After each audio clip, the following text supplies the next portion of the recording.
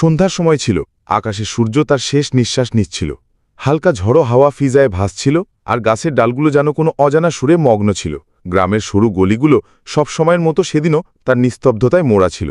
কিন্তু সেদিনের নিস্তব্ধতা কিছুটা অদ্ভুত ছিল, কিছু ভারী, যেন কোনো পুরনো রাজার দরজা খোলার জন্য অপেক্ষা করছিল। ১৬ বছরের জোহরা, যে তার বাবাজানের সঙ্গে সেই গ্রামের পুরনো কোঠায় থাকত, সেদিন তার দাদি আম্মা ঘরের ঝাড়ু দেবার কাজ করছিল। সেই ঘরটা বছরের পর বছর ধরে বন্ধ পড়েছিল। দেয়ালে মাকড়সার জাল, ছাদ থেকে ঝুলন্ত পুরনো পাখা, আর মেঝেতে ছড়ানো পুরনো বই, এসবই যেন এক ভুলে যাওয়া যুগের সাক্ষী ছিল। জোহরা ঝাড়ু তুলল আর ঘরের কোণে এগিয়ে গেল। হঠাৎ তার চোখ একটা কাঠের বাক্সের ওপর পড়ল, যেটা ধুলোয় মোড়া ছিল। তার ওপর উর্দু ফার্সিতে কিছু খোদাই করা ছিল, মিল্কিয়ত এ রাইস বেগম, সন ১০,৯৯১। জোহরার নিঃশ্বাস যেন থেমে গেল। রাইস বেগম তার দাদির দাদি ছিল, যার সম্পর্কে গ্রামে এটা প্রসিদ্ধ ছিল যে তিনি এক তিলিস্মি ইলম জানত। গ্রামের বুড়োরা এখনও গল্প বলত কিভাবে তিনি এক জিনকে বন্দি করেছিল। আম্মাজান কখনো এর কথা উল্লেখ করেননি। জোহরা কাঁপা হাতে বাক্সের ঢাকনা খুলল। ভেতর থেকে একটা পুরনো নীল রেশমি কাপড় বের হলো। তাতে মোড়া ছিল একটা বই, শগুন সাদি ও তিলিস্মি জিন্নাত। জোহরার চোখ ছানাবড়া হয়ে গেল। এটা কি? যেই সে বইটা খুলল, ঘরে এক ঝড়ো ঢেউ ছুটে গেল। হাওয়া যেন ভারী হয়ে গেল, পাখা বিদ্যুৎ ছাড়াই ঘুরতে লাগল। আর বইয়ের প্রথম সাদা পাতা থেকে একটা কালো ধোঁয়া বেরিয়ে এলো, যেটা হাওয়ায় এক অদ্ভুত আকৃতি তৈরি করল। জোহরার কানে কারো অজানা কণ্ঠের ফিসফিস শোনা গেল। সে পিছনে ফিরল, কিন্তু কেউ ছিল না। হৃৎপিণ্ড জোরে জোরে ধরফড় করতে লাগল।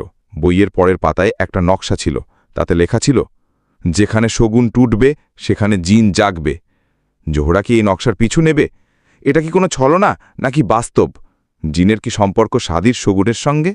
জোহরার আঙুল কাঁপছিল, কিন্তু তার ভেতরে এক অদ্ভুত টান ছিল যা তাকে সেই বইয়ের দিকে টানছিল। সে বইটাকে গলায় জড়িয়ে ধরল, যেন কোনো বিছানো জিনিস পেয়ে গেছে। ঘরের দেয়ালগুলো এখনও সুরে গুঞ্জরিত ছিল, যেখানে শগুন টুটবে সেখানে জিন জাগবে। এই বাক্য তার মনে ঝড়ের মতো উঠছিল। সেই বইটা নিয়ে বাবাজানের কাছে পৌঁছল, যিনি বাইরে উঠোনে নামাজ পড়ছিল। নামাজের পর যখন জোহরা তাকে বইটা দেখালো, তার মুখ ফ্যাকাশে হয়ে গেল। এটা কোথা থেকে পেলি? বাবাজানের কণ্ঠ কাঁপছিল। দাদি আম্মার ঘর থেকে। বাবাজান বলল, এতে একটা নকশা আছে, আমি দেখতে চাই এটা কি। বাবাজান বইটা বন্ধ করল আর গভীর নিঃশ্বাস নিল। জোহরা, কিছু দরজার মতো হয় যেগুলো খোলা উচিত হয় না।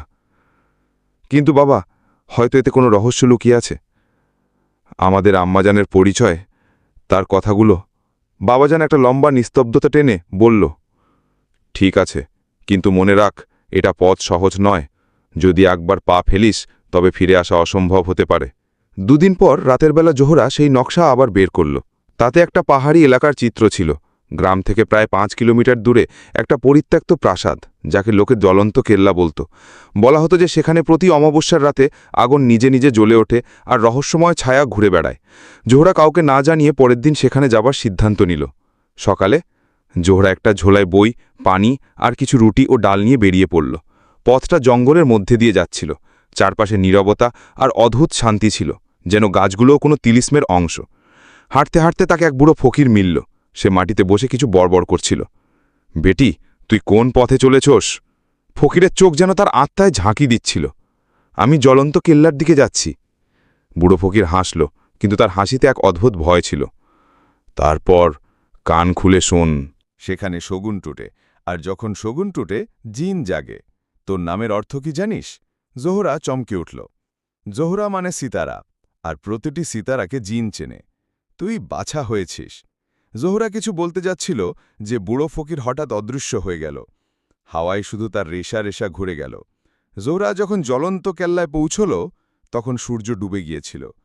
প্রাসাদের চারপাশে কাটা ঝোপ, আর ভেতর থেকে কারো চলাচলের শব্দ আসছিল, কিন্তু সেখানে কেউ দেখা যাচ্ছিল না। সে দেয়াল ফাঁক করে ভেতরে ঢুকল। প্রাসাদের ভেতরে একটা বড় হল ছিল। তার ছাদে মরচে পড়া ঝাড়ভানুষ ঝুলছিল। মাটিতে ছড়ানো ছিল ছাই, আর দেয়ালে কিছু ছবি তৈরি ছিল। একটা ছবিতে একটা মেয়ে ছিল, হুবহু জোহরার মতো। জোহরার হৃৎপিণ্ড ধক করে উঠল। এটা কিভাবে সম্ভব? আর তখনই একটা শব্দ গুঞ্জে উঠল, তুই এসে গেছিস। আখিরকার জোহরা পেছনে ফিরে দেখল, একটা বোরখাপোষ মহিলা দাঁড়িয়েছিল, যার চোখ অদ্ভুত নীল ঝকঝকে ডুবেছিল। কে আপনি? জোহরা পিছিয়ে বলল, আমি তোর নানির নানি, রায়েস বেগম। আমি তোকে ডেকেছি। প্রাসাদের সেই নির্জন হলে জ্বলন্ত দেয়াল আর ছাই ভরা মেঝেতে জোহরা আর সেই রহস্যময় বোরকাপোষ মহিলা মুখোমুখি দাঁড়িয়েছিল। আমি রায়েস বেগম, তোর রক্তে আমার রক্ত বইছে, সে বলল। তার কণ্ঠ বরফের মতো ঝড়ো, কিন্তু হৃদয়ে পৌঁছে যাওয়ার মতো ছিল। কিন্তু আপনি তো জোহরার জীবন লাড়কাড়া গিয়েছিলেন, আপনি তো শতাব্দী আগে। এখানে কোনো মাইনে রাখেন না বাচ্চি, আমি এক মুয়াধা করেছিলাম এক জিনের সঙ্গে। কেন? রায়েস বেগম গভীর নিঃশ্বাস নিল। সেই সময় আমার নিকাহ ঠিক হয়েছিল এক নবাবজাদের সঙ্গে, কিন্তু সেই নিকাহে একটা ছায়া ছিল, এক জিন যে আমাদের বংশের সঙ্গে জড়িত ছিল। তার একটা শর্ত ছিল, আমাদের প্রতি সপ্তম মেয়ের বিয়ে হতে পারবে না, যদি হয় তবে সেই জিন তাকে নিয়ে যাবে। জোহরার হাত থেকে বইটা পড়ে গেল। তো আমার বিয়ে হতে পারবে না? রায়েস বেগম ধীরে বলল, কারণ তুই সপ্তমী। জোহরার মুখ ফ্যাকাশে হয়ে গেল। তো এখন কি হবে? যদি তুই এই তিলিসিমো ভাঙতে চাস, তবে 3টি পরীক্ষা দিতে হবে, রায়েস বেগম বলল। প্রতিটি পরীক্ষা সেই জিনের হুকুমতের একটা অংশের সঙ্গে জড়িত। কে সেই জিন? জামরুদ দোজাকের দরওয়ান।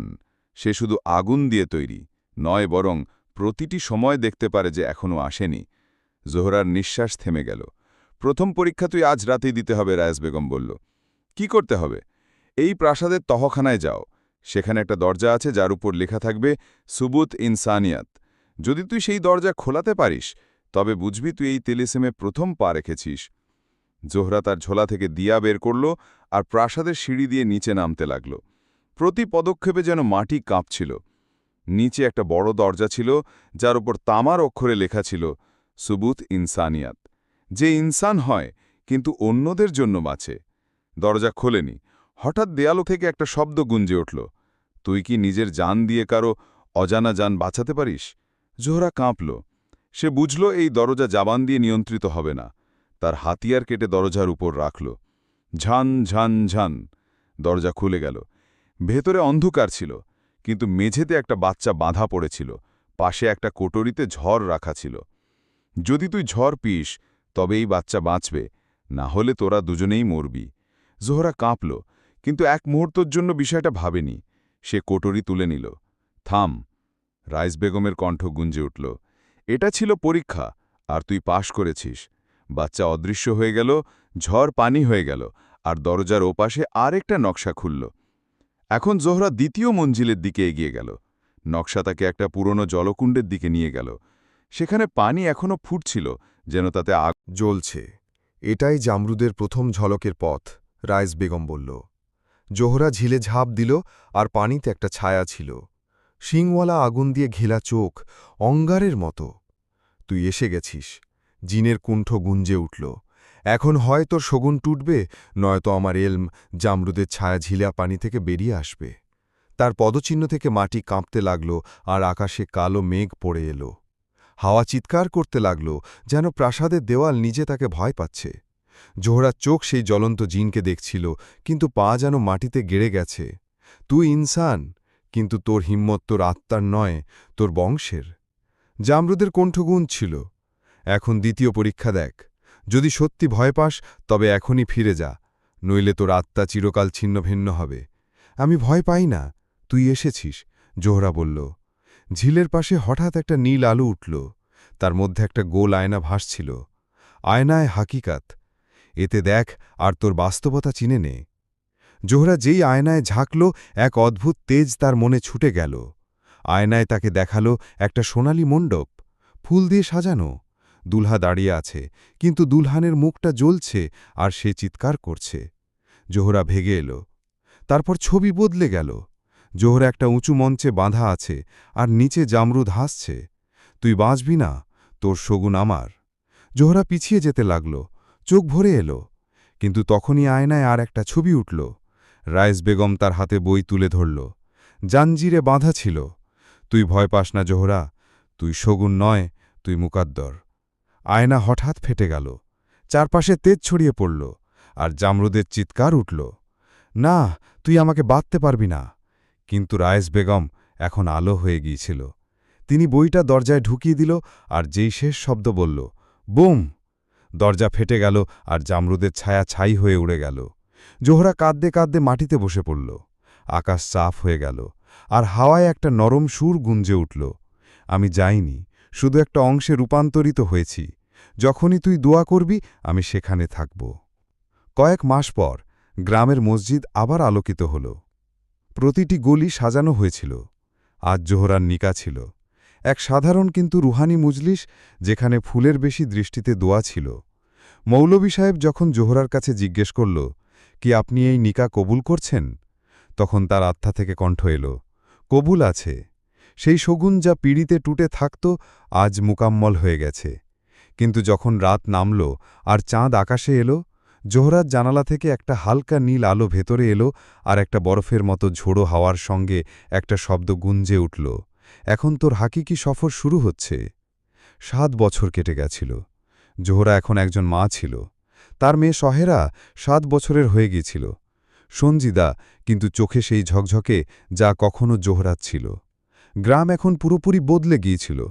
যাদের কোনো নাম নিশান ছিল না, হাওয়া শকুনের সঙ্গে বইছিল, আর মসজিদের আজান দূর পর্যন্ত যাচ্ছিল। কিন্তু সেই দিন ছিল বারিশের প্রথম রাত। হাওয়ায় সেই সুর ফিরে এলো, ঝোড়ো আর জানা পরিচিত। জোহরা সহেরাকে শুলিয়ে রান্নাঘরে গিয়েছিল, কিন্তু যখন ফিরে এলো, সহেরা মেঝেতে বসেছিল, হাতে সেই পুরনো বইটা ছিল। জোহরার হৃৎপণ্ড কাঁপল। তোকে এটা কোথায় পেলি? সে ঘাউড়ে জিজ্ঞেস করল। সহেরা মুচকি হাসল, আম্মি, এটা তো আলমারির পিছন থেকে পেলাম, এতে আমার ছবি তৈরি হয়েছে। জোহরা বইটার দিকে লাফিয়ে উঠল, কিন্তু পাতা ফিরতে লাগল, একটা পাতার মাঝে থেমে গেল, আর সোনালি আলয় শব্দ উঠল। প্রতি সপ্তমী যখন মেয়ে 7 বছরের হয়ে যাবে, বইটা আবার খুলবে। জোহরার চিৎকার উঠল, কিন্তু অনেক দেরি হয়ে গিয়েছিল। সহেরা এখন বইয়ের ঠিক মাঝে দাঁড়িয়েছিল। তার চারপাশে নীল ধোঁয়া ঘুরছিল। বইটা এখন হাওয়ায় ভাসতে লাগল, আর আবার একটা নতুন শব্দ গুঞ্জে উঠল। কিন্তু এটা জামরুদের ছিল না।